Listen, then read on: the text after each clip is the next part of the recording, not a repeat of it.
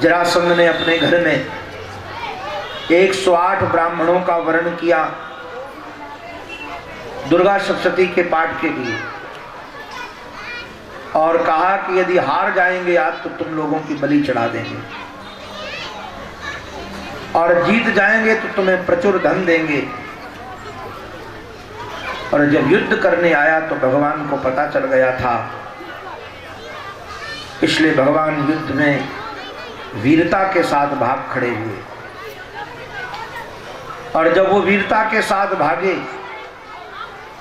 इनका पीछा किया, भगवान एक पहाड़ में जाकर चढ़ गए, उसमें चारों तरफ से आग लगा दी और सोचा कि अब बचेंगे नहीं। भगवान वहां से छलांग लगाकर जाकर के द्वारिका में 144 किलोमीटर की नगरी बनाई, द्वारिका में समुद्र में, जहां आज गुजरात है। वहां से लोगों को लेकर आ रहे थे तो जरासंध ने काल यवन को भेज दिया। वो 3 करोड़ सेना लेकर के हमला किया। भगवान उसको भी लेकर भागे, एक गुफा में घुस गए। वहां एक सज्जन लेटे हुए थे तो उन पर अपना पीतांबर उड़ा दिया।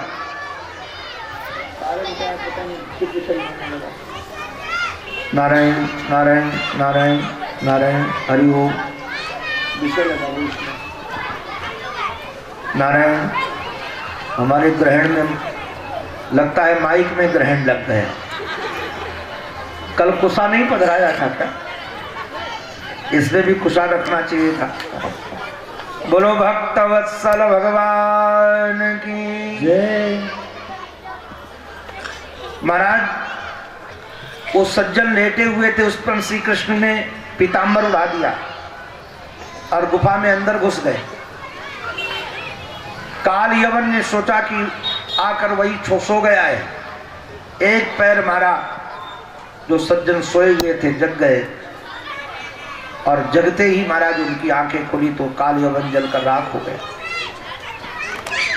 वो मुचकुंद नाम के राजा थे, जो दैवासुर संग्राम में विजयी होने के बाद देवताओं से आशीर्वाद मांगकर सो रहे थे कि जो जगाए सो जलकर राख हो जाए। बाद में भगवान के दर्शन हुए, वही हुए। श्याम सुंदर उसको दग्ध करा करके द्वारिका में आ गए। 25 वर्ष बीत गए। लाला 25 वर्ष के हो गए, किंतु छोरा का कोई ब्याह करने के लिए नहीं आया। ऐसे छोरा का कौन ब्याह करेगा जिसके बाप का ठिकाना नहीं। एक दिन एक सज्जन रेवती नाम की कन्या लेकर के आए, जो 21 हाथ की थी। आप लोग विचार कर सकते हो 21 हाथ कितनी लंबी होगी। यहाँ 7 हाथ का ही हो तो कितना लंबा दिखता है। दाऊ दादा के साथ ब्याह का प्रस्ताव रखा। दाऊ दादा ने मना कर दिया कि इतनी लंबी नहीं चलेगी। कन्हैया ने दाऊ दादा के पास जाकर कहा, दादा तू अपनो ब्याह कर ले, वाकई बात कम से कम मेरो खाता तो खुले। मानकर ब्याह तो कर लियो, और जो गले में डाल करके हल नीचे खींचा और ऊपर से मूसल की ठोक लगाई तो नाप की कर ली। मैं कई बार विनोद में कहता हूँ, आप में से किसी की बड़ी हो तो ये प्रयोग मत करने लगना कि सोचो हम भी नाप की बना ले, जैसी हो वैसे निभा लेना। बाद में विदर्भाधिपति श्री भीष्मक, ये जो नागपुर का क्षेत्र है, विदर्भ का क्षेत्र है, वहाँ के राजा भीष्मक थे। रुक्मी, रुक्मबाहु, रुक्मरथ, रुक्मकेश, रुक्ममाली 5 पुत्र थे, और उनकी एक पुत्री थी जिसका नाम था रुक्मिणी। वैसे तो जो भी अतिथि आते थे श्री कृष्ण की चर्चा सुनाते थे। नारद जी महाराज ने गा गा करके और रिझा दिया। और रुक्मिणी ने निश्चित कर लिया कि ब्याह करेंगी तो श्री कृष्ण से करेंगे। भाभी को बताया, भाभियों से पता चला, भाइयों को। भाई लोग चाहते थे कि हमारी बहन का ब्याह शिशुपाल के साथ। उसमें रुक्मी का मत ज्यादा था, क्योंकि शिशुपाल का संबंध उस समय जरासंध से था, और उस समय का सबसे बड़ा राजा जरासंध था, जिसके पास सेना कोष सब कुछ थी। तो उनको लगता था कम से कम हमारी बहन वहां ब्याही जाएगी तो इन राजाओं से, बड़े बड़े लोगों से हमारा संबंध हो जाएगा। कई लोग बहन बेटियों का ब्याह भी ऐसे करते हैं कि बड़े लोगों के साथ संबंध हो जाए, तो उनका उपयोग कर सकेंगे हम। किंतु जब रुक्मिणी को पता चला कि हमारा ब्याह शिशुपाल के साथ तय कर दिया गया है और बारात आने वाली है, तो रुक्मिणी ने एक पंडित जी को भेजा, भूदेव को पत्र लिख करके। और भूदेव जब गए तो भगवान जान गए, उनको ले जाकर पैर धोए, भोजन कराया, विश्राम कर रहे थे तो पैर दबाते दबाते कन्हैया ने कहा कि आपका नाम क्या है?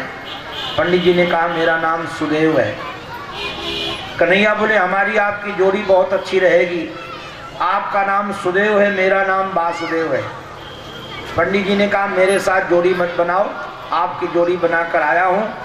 और महाराज जो पत्र दिया पंडित जी को, तो भगवान ने पंडित जी को देकर कहा कि तुम ही सुना दो। ये 7 श्लोक है नारायण। श्रुत्वा गुणा सुंदर शृण्वतान्ते निर्विश्य कर्ण विवरई हरतोंग तापम। अभी पिछले मार्च में सप्ताह कथा केवल 7 श्लोकों पर थी, उसकी रिकॉर्डिंग भी उपलब्ध है हमारे राम अवतार के पास। 7 दिन की कथा केवल लव लेटर पर। ये लव लेटर है 7 श्लोकों का, बहुत दिव्य है, आप कभी सुनिएगा। भगवान उस पत्र को पढ़ करके, सुन करके तुरंत चल पड़े। और जब आए इधर, पंडित जी ने जाकर के उनको सूचना दी। मैं कई बार विनोद में कहता हूँ, जब वो अंदर गई, मूल में भी संकेत तो है ही। जब पंडित जी अंदर गए, रुक्मिणी ने आकर प्रणाम करके कहा कि महाराज हमारा पत्र पहुँचा दिया। बोले पहुँचा दिया। और कहा कि आप कृपा करके हमको एक बात बताइए, उन्होंने पढ़ लिया कि नहीं? बोले मैंने ही पढ़ के सुना दिया। रुक्मिणी थोड़ी लजा गई, और लजाने के बाद उन्होंने कहा उन्होंने पत्र दिया है कि नहीं? भगवान ने पत्र दिया नहीं था, क्योंकि भगवान जानते थे लेटर लिखना खतरे से खाली नहीं, पता नहीं कहाँ कब पकड़ जाए। हमारे कई लोग जानते हैं इसको, प्रेमी लोग कभी रिस्क नहीं लेते। क्यों भैया, सच्ची बात है कि आपने तो लिखा होगा पक्का। तो प्रेमी महाराज, क्योंकि उस समय मोबाइल, भैया के जमाने मोबाइल नहीं था, मोबाइल होता तो मैसेज भेज देते। तो प्रेमी को तो पत्र लिखना पड़ता है कई बार।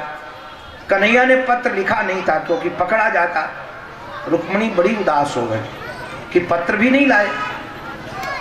कहा पत्र नहीं लाए? बोले ना। बाद में जब उदास होने लगी तो कहा चिंता मत करो, पत्र वाले को ही ले आया हूँ, तो पत्र की क्या जरूरत है। इतनी खुश हुई कि इसके बदले में उनको कुछ देने के लिए घर में मिला ही नहीं। तो आकर के बोली महाराज आपको मैं कार देना चाहती हूँ।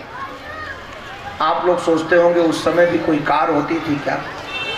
कि हमारे आचार्यों पर, ब्राह्मणों पर जब जजमान बहुत प्रसन्न होता है, एक कार देता है। उस कार का नाम जानते हो क्या है? उस कार का नाम नमस्कार है। जब बहुत खुश हो तो कहते हैं नमस्कार करते हैं। और रुक्मिणी माँ यदि किसी को नमस्कार करे तो क्या कहना है? बाद में प्रातःकाल अम्बा मंदिर से उनको पूजा करके आना था। 3 परकोटे लगाए गए सैनिकों के। पहले तो शिशुपाल के सैनिक थे, बाद में जरासंध के सैनिक थे, फिर रुक्मी के सैनिक थे। और अम्बा मंदिर से जब पूजा करके माँ निकली रुक्मिणी, इतनी सुंदर है, प्यासी आंखों से अपने प्रीतम को खोज रही थी। सैनिकों ने कहा कि आज तक ऐसा सौंदर्य देखा नहीं है। हाथी पर चढ़ा हुआ सैनिक नीचे गिर गया, ऊंट से चढ़ा हुआ सैनिक नीचे गिर गया। निहारने लगा, भैया कितनी सुंदर। कोई कहता है चाल देखो, कोई कहता है बाल देखो, कोई कहता है मुस्कान देखो। तब तक भगवान ने देखा कि सैनिक खो गए। महाराज एक बात ध्यान रखना, कहते हैं शराब का नशा सायंकाल पियो सुबह उतर जाता है, किंतु सौंदर्य का नशा एक बार चढ़ जाए तो फिर उतरता नहीं है। महाराज सब मदमस्त हो रहे थे सौंदर्य को देख करके। भगवान सैनिकों को हटाए और बीच में आ गए। तो सैनिकों ने कहा इनको क्या देखते हो, इनको देखो। क्या चाल शान अलवेली है, गज लाज रहे मस्ते मस्ते, जिसने देखा रूप माधुरी, अनमोल बिके सस्ते सस्ते। भगवान को देखकर सब बावरे हो रहे थे। भगवान जब उधर बढ़ने लगे, सैनिकों ने कहा भैया ब्याह तो बहुत देखे, किंतु आज जैसा कभी नहीं देखा। दुल्हन ज्यादा सुंदर है कि दूल्हा ज्यादा सुंदर, किसको 19 कहें, दोनों एक से एक बढ़ करके हैं। तब तक हमारे श्याम सुंदर पास पहुंचे और रुक्मिणी मैया ने बढ़ करके बड़माला पहनाया है। सैनिकों ने ही ताली बजा करके स्वागत किया। बोलो दूल्हा सरकार की जय, द्वारिकाधीश की जय। नारायण नारायण नारायण। और भगवान भी बरमाला पहना कर उनको हाथ पकड़ कर ले चले। सैनिक कहने लगे भैया कितना सौभाग्य इस बेटी का, ऐसा सुंदर वर्ण किया है। ले जाकर भगवान जब रथ के पास पहुंचे, उठाकर रथ में बैठा लिया। सैनिक लोग रथ की प्रशंसा करने लगे, घोड़ों की प्रशंसा करने लगे, और रथ जब चला गया तो ध्वज की प्रशंसा कर रहे थे। जब तक धूल दिखती रही, धूल की प्रशंसा होती रही। बाद में जब रथ धूल दिखना बंद हो गया तो सैनिकों ने कहा भैया यहाँ हमारी ड्यूटी क्यों लगाई गई थी? बोले रुक्मिणी की रक्षा करने के लिए। वो कहा रुक्मिणी कहाँ है? बोले ले गए ले गए ले गए जी, वो तो लेकर चला गया है। अब महाराज सब सैनिक घबरा कर दौड़े हैं। इधर शिशुपाल भी दौड़ा, रुक्मी भी, महाराज शिशुपाल रुक्मी जरासंध आदि दौड़कर युद्ध करते हैं। भगवान इनको परास्त करके ले जाकर द्वारिका में धूमधाम से ब्याह करते हैं। अब रात भर ब्याह की विधि होने दीजिए। कल की कथा बहुत रसीली रहेगी। कल अभी तो एक विवाह की चर्चा की, 108 विवाह में से 16,107 की चर्चा कल होगी। कल का एक चरित्र आपको सुदामा चरित्र भी सुनने को मिलेगा। नवयोगेश्वर संवाद, 24 गुरुओं की कथा। हमने सुना है गुरुजनों से जो 6 दिन की कथा ना भी सुन पाए, यदि लास्ट की कथा सुनता है तो पूरा लाभ मिलता है। कल की कथा सुनने के लिए आप अवश्य पधारें। अभी हमारे राधिका शरण जी आपको भजन सुनाएंगे और रुक्मिणी मैया भी अपनी सखियों के साथ आ रही हैं, आप उनका भी दर्शन कीजिए। फिर रुक्मिणी वल्लभ लाल भी आएंगे हमारे श्री कन्हैया। बरमाला का भी दर्शन आपको होगा। दर्शन करके निरार्जन करके आप सब प्रस्थान कीजिएगा। बोलो भक्त वत्सल भगवान की जय।